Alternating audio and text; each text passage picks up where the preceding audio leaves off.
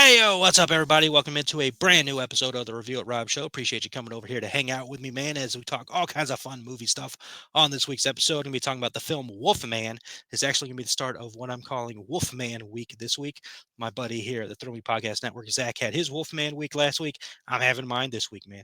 I say that because obviously we talk about the film Wolfman on this episode, but I also last week debuted a brand new show that I'm doing called Let's Get Twisted. That is a Halloween Horror Nights inspired show, and I'll be talking about the Wolfman's history at Halloween Horror Nights on that show later this week. That episode will be dropping, man. So Wolfman Week is upon us. We'll be talking about that, of course, on this episode, reviewing the film and then talking about some news we got going on around the realms of horror and DC and all that stuff, man. So without further ado, let's go ahead and jump into this. There's your beautiful poster for Wolfman. This movie is rated R for grisly images, bloody violent content, and some language. It runs in at 1 hour, 43 minutes, classified as a horror mystery thriller. You know, that is the trifecta of awesome. And the film is currently, of course, in theaters. Blake and his family are attacked by an unseen animal and, in desperate escape, barricade themselves inside a farmhouse as the creature prowls the perimeter. As the night stretches on, however, Blake begins to behave strangely, transforming into something unrecognizable that soon jeopardizes his wife and his daughter. That is the synopsis for Wolfman. Wolfman is from Blumhouse, so it's a Blumhouse jam. So you already know going in, you're either gonna like it or not like it. I mean, it's that way with the movies in general. But you know, Blumhouse has kind of that track record of you really like it or you don't like it. Um, going into this movie for me, obviously big Universal Monsters fan. Love them, love those stories, especially the classic films from like the 30s and the 40s and all that stuff. So excited about the Dark Universe that's showing up at Universal's Epic Universe later this year. Can't wait to check that out. And just big fan of the Universal Monsters. Get some pops over here and all that stuff, man. So obviously, I was excited going into that for a Universal Monster movie. Two is from Lee Wanell, right? So Lee Wanell has obviously done great work in general, but he also did Invisible Man not too long ago, and that movie fantastic. Like that was an awesome movie. So the hype going into this was there for sure because of just all those pieces put together and all that stuff. Now I will say they showed there was a scare actor at Halloween Horror Nights that was in the look of Wolfman. And at this point, we haven't seen much of anything of Wolfman. At that point, we just knew it was coming. And then we saw that there, and it kind of quickly went away because it got a lot of bad press, if you will. But I was like, a lot of us were like, nah, there's no way that can be the actual look of the Wolfman. So let's not overly think about that, and we'll talk about that later. We'll talk about that later. But that maybe dampened it a little bit going into the film. Like that can't be the look or whatnot. But going into it, I was still kind of hyped up. I watched the original Wolfman film 41, 44, somewhere in that area. And, just classic vibe. So going into it, I was in a Wolfman mood going into this movie. So let's talk about it real quick without spoilers. Um, I may get into spoiler territory later, but I'll warn you ahead of time. But right now, no spoilers. So the film itself um, is getting uh, negative reviews mostly. Most of the reviews I'm seeing for this movie has been people being disappointed with the film and all that stuff. For me personally, I'm not going to go to the level of saying I'm disappointed in the film, but I did want more from it. And we'll talk about that a little bit more later when I talk more stuff about the film. But overall, with the movie itself, I think the story is understandable. Like I get where they're going with that. Like I just gave you that synopsis and all that stuff. I get the story they're going for and everything. The Mostly a family dynamic film, so you're going to be focusing on what's going to happen between the husband, the wife, and the daughter in this movie and all that stuff as the things start spiraling downhill for the father during the movie, during his uh, monstrous transformation and all that stuff, which is obviously not a spoiler. We all know what this story is. Um, so it's all that stuff. So that there's that family dynamic and putting those all together. And even, earlier in the movie, there's more stuff to talk about in there as well. That stuff is good for the most part. It's missing pieces. There's things that they could have definitely added in there to make it a little bit better and flesh it out a little bit more. So it's missing that. The dialogue, not the best in this movie. It's good, but it's not the best, which you don't necessarily need for horror movies, I know, but not necessarily the best. There's moments in there I'm like, I don't like this. As far as performances go for the movie, they're good. I will say, Christopher Abbott's doing a really good job. The daughter, what's her name, Matilda, she's doing a good job. But um, Julia Garner, who is a great actress. I'm not going to talk bad about her as an actress. She's a really good actress from the things I've seen her in, and I am interested to see what her take on Silver Surfer is later this year in the Fantastic Four movie. But she just feels, I guess, out of place would be the word in this movie. Like it just feels like they're like, we need a mother in this movie, and they cast her. Um, and it's again, she's a good actress, but it's like, what was the it's like they didn't really give her enough. Like it does, she just kind of seems to be there majority of the time. Sometimes like mothering aspects, but not that much of mothering aspects. Wife aspects, but not that much of wife aspects. She's just kind of there, and which is unfortunate because again, very talented actress. You would want a little bit more from her, but that was um that was a little bit of a disappointment there. The look of the character, like there are really good moments with the wolf and the special effects they're using in this movie for like some of the wolf's abilities and stuff like that. Really cool. Like I dug that a lot. I like that a lot. It reminded me a lot of like playing the Batman Arkham games where it goes in the sonar mode. Like that was really cool. That was a cool thing to see in the movie. A really cool visual effect and all that stuff. And there's some good scenes with that wolf, especially when it's really dark. Like when it's really dark and all that stuff and that creature moments and all that, those are good. Like those are good moments. I can't sit here and complain too much about those moments. Like those are really cool, a bit freaky, a bit creepy, especially towards the end. One scene in like the barn. Oh, so good. But the creature itself, I have problems with, um, in the aspect of what are we trying to get into with this creature? So possible spoiler territory here. You know, more than likely a good spoiler. I'm not going to ruin the movie by any means, as far as like endings and all that stuff. But we're going into spoilers right now, so I'm gonna wave my hand like this while I'm going into spoilers. I'll wave it again afterwards if you want to fast forward a little bit. So going into this, so with the creature itself and the look of the creature, not a fan of. There are. Don't get me wrong. There are moments and pieces, especially with like the facial prosthetics that are going on with the character and all that stuff, that do look good. Like I can't sit here and deny, especially when you put enough dark tint on it and all that stuff and make it a little more of a menacing surrounding area around the character. Good. Like I have no problems with that. But the overall execution of the character, like little patches of fur, like there's more fur on me than there is on this freaking wolf man. I got more hair on me than this wolf man has on them in this movie, which is just such a disappointment. And looking at that Halloween Horror Nights character, it's pretty much it. Like that's pretty much what the Wolfman looks like. They just made it very dark, and you can't fully see it. It's a little more fleshed out. It's not the best costume I've ever seen in Halloween Horror Nights. But it's a little more fleshed out, of course, with movie studios abilities and movies abilities and all that stuff. But not a fan of that creature's look at all. Um, Other downside for me with this movie is I don't feel personally any danger whatsoever for the wife or daughter in this movie, which I should feel.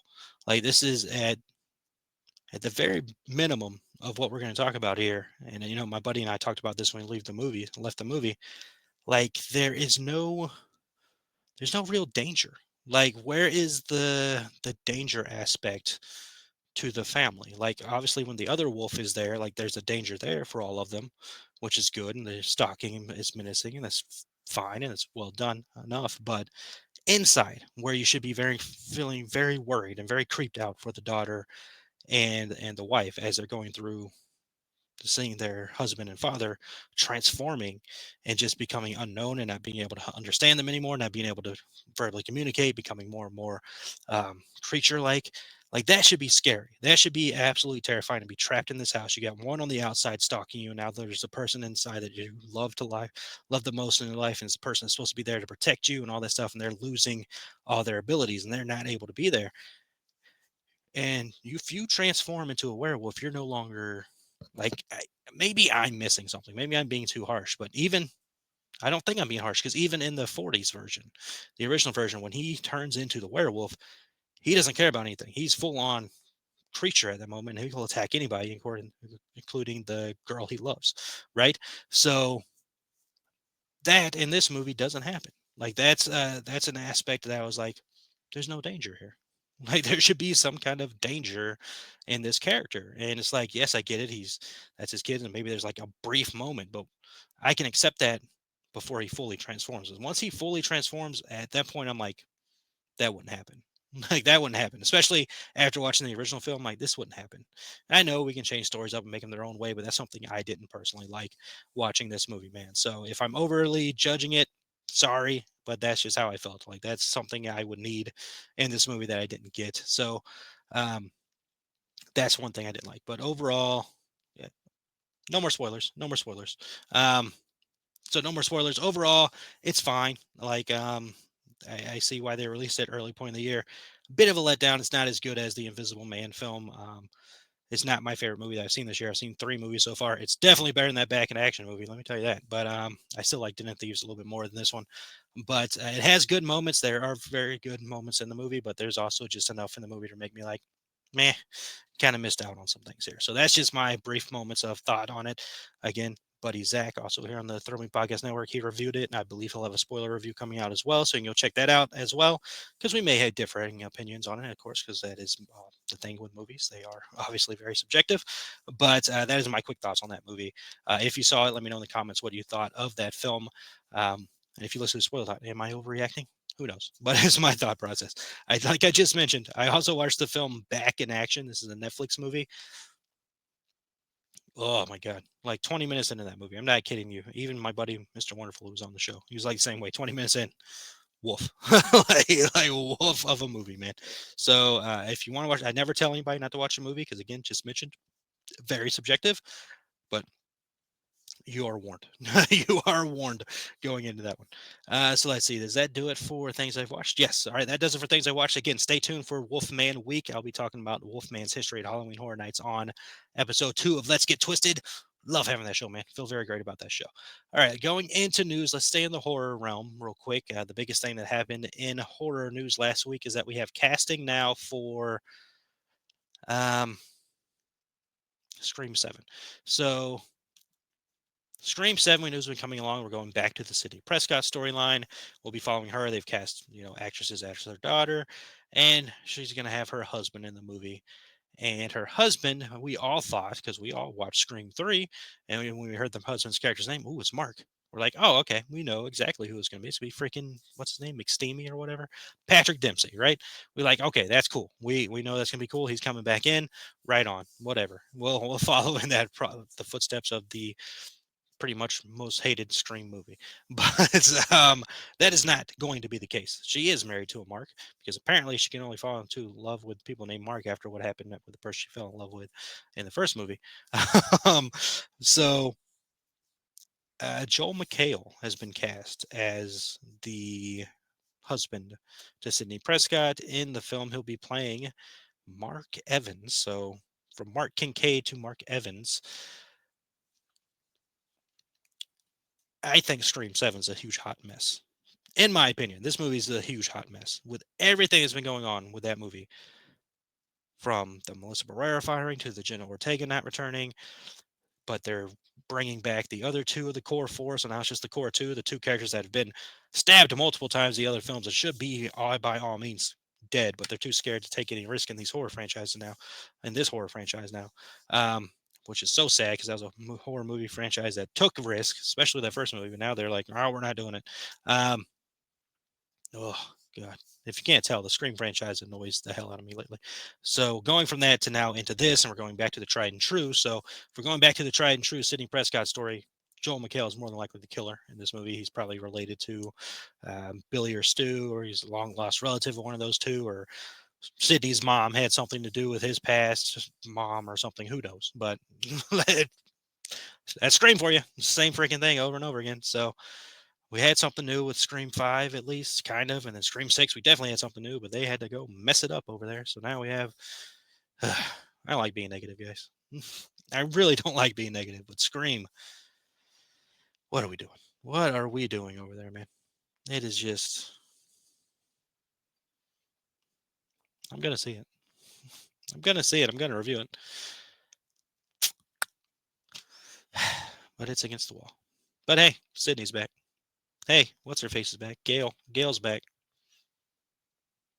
Hey, those 2 yahoos that should have been killed off in the other movie, but you're too scared to kill off, they're back. Go ahead and bring Stu back while you're at it. Why not? Why not? You're just a fan service now. That's all you are. So why not? Why not go and bring him back? Because who cares? The movie's gonna stink. All right. In other news, so rumors have been circulating. This is a pretty big rumor, actually. And of course, with all rumors, I do remind you that to be on the lookout. They are just rumors. So they're not full on to be expected to be true. But there is a rumor going on about the future of the Saw franchise. So Saw just returned, was it last year? Last year, 2 years ago? Probably 2 years ago, with Saw X, which was received very well. Pretty good movie, in my opinion, as well. And they, of course, announced Saw 11, supposed to be coming out later this year. I don't think it has an official release date yet. But it struck me out of nowhere how out of nowhere this was, that apparently Twisted Pictures is getting rid of the rights or is looking for to go into a new direction with the series, with the rights either going to, we mentioned them before, Blumhouse or A24, apparently taking the series in a new direction. Blumhouse is reportedly interested, but nothing has been confirmed yet. For now, Twisted Pictures remains at the helm of the franchise. And we know, as I mentioned before, that Saw 11 is on the way with Tobin Bell still playing Jigsaw. Um, that's interesting because those movies have always been Twisted Pictures, right? So Blumhouse obviously seems like the obvious choice there. They've done a massive amount of, franchise. I wouldn't say massive amount, but they've done remakes of films. Obviously, they've done Invisible Man. Freaking, we just talked about Wolfman, of course, the Halloween films. Um, so it wouldn't be out of the realm to believe that they would be there. It's also a little bit easier to believe a Blumhouse Saw film than a A24 Saw film, because A24, nothing against them. I used to not be the biggest A24 fan. I thought they were overhyped, but honestly, they're not. I've gotten over that. I enjoy a good bit of their movies. A lot of interesting stuff going on there, but they are very creative, if you will. They're very in the headspace mind of making the trippiest kind of movie that they can make. And doing that with Saw, I don't know what that is, because Saw at the core of Saw in that franchise, it's a guy who is testing your limits as a human being because you didn't love your life enough, so he's now putting you in these traps to make you understand how strong you are and to make you love your life. Um, I guess AK-24 can do something with that. Sure, absolutely. But the idea of that's the idea of those movies. And of course, the big thing of those movies is what is this sick, disgusting trap that A24 might be perfect. A24 might be perfect. They come up with some head freaking spacey stuff. Why not? They come up with some freaking insane traps and that stuff. Now, of course, some of the traps in the Saw films are real traps that are in real life situations have been done or made up and all that stuff. But why not? I mean, Blumhouse or A24, either way. I mean, if it goes away from Twisted Pictures, Twisted Pictures, that would be a heck of a change for sure. But nothing would be against, right? Like, I don't think that's anything would be too far against um, happening. I don't know, but we'll be on the lookout of it. Of course, Saw 11 again is on the way sometime this year. I don't think we haven't. Do we have a Saw 11 release date? I would assume it's sometime around October because that's what they do. September 26, 2025 is what Google is saying. In addition to bumping back The Crow, Lionsgate and Twisted Pictures have also pushed back the release of Saw 11 by a full year. The 11th installment of the horror franchise was originally slated to hit theaters September 27th, but the film will now debut on September 26, 2025. Okay, so 2025, according to IMDb, duh, it's 2025 this year, but September 26th this year. Okay, cool. All right, that's around the time they normally do those movies. So okay, that's fine. But yeah, be on the lookout for that, and of course I'll talk about it when that gets there. In DC land, let's see. The biggest news we got DC wise is that we now have some parental units for Kara Zor-El, aka Supergirl.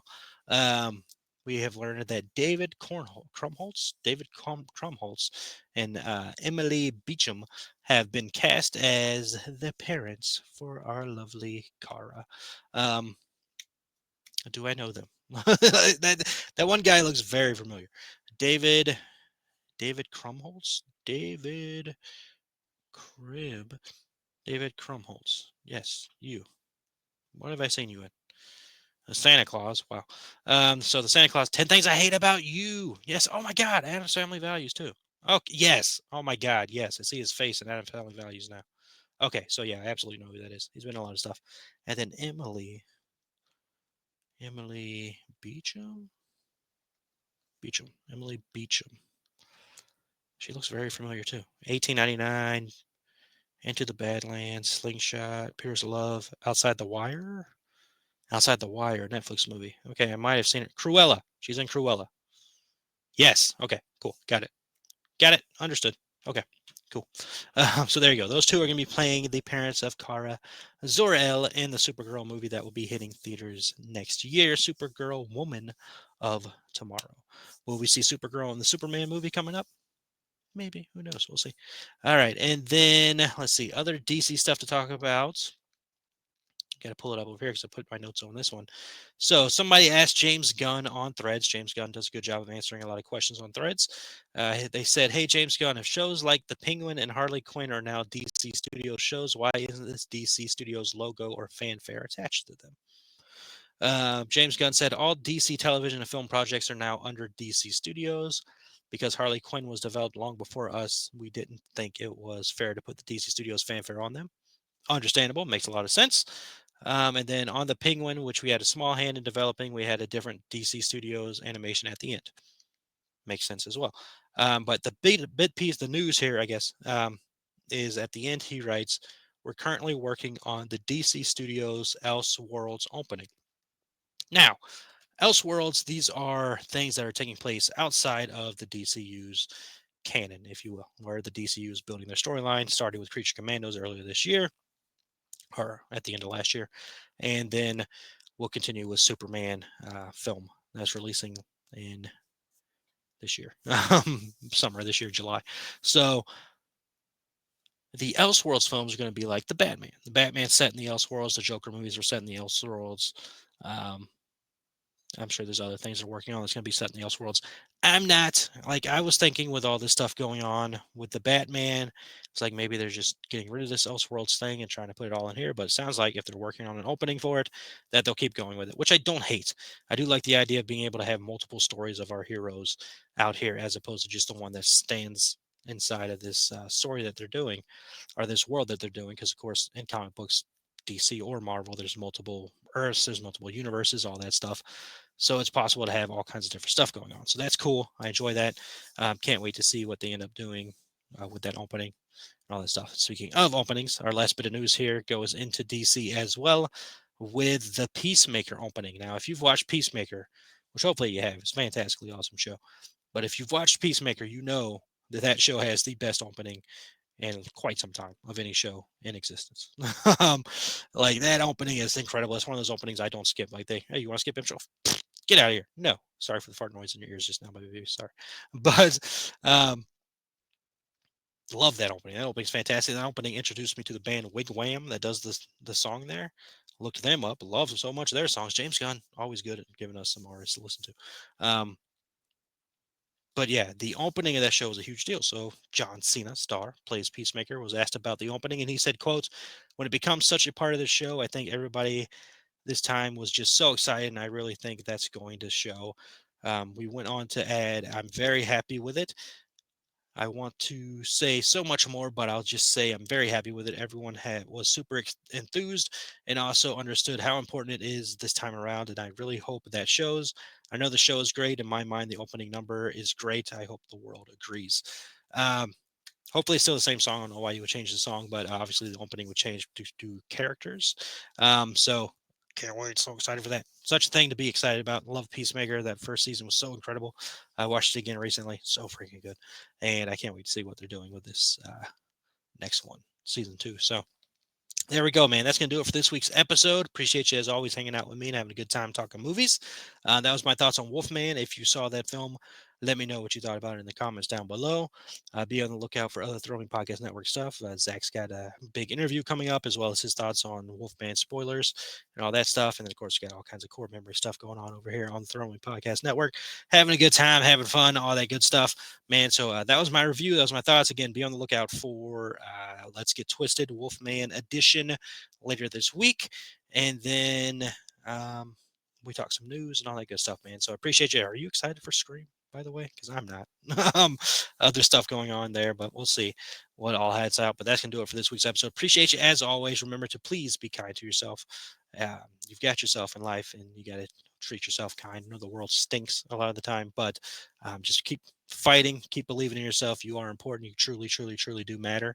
So believe in yourself, love yourself, trust yourself, be kind to yourself, keep following those dreams, keep chasing those dreams, do the thing you're worried about doing. Me, doing a show like I don't talk that much in person. So doing a show, I'm very much like Silent Bob. Um, so doing a show like this was a big step. Like I used to do a show with my brother, and I was the guy that was beside the guy. Like I didn't have full front, showing. But now started doing this show. I'm up front. It's my show. I'm running everything over here. Like it's all on me. And then transitioning to videos, even more out there than I normally am. But I'm doing it, man, and I love it. I'm glad I'm doing it. I'm feel so good doing this. Love my background. Love the stuff that's going on around me. Was worried about all that stuff. All this stuff going on. Well, I can't be on camera. My background stinks. All this stuff.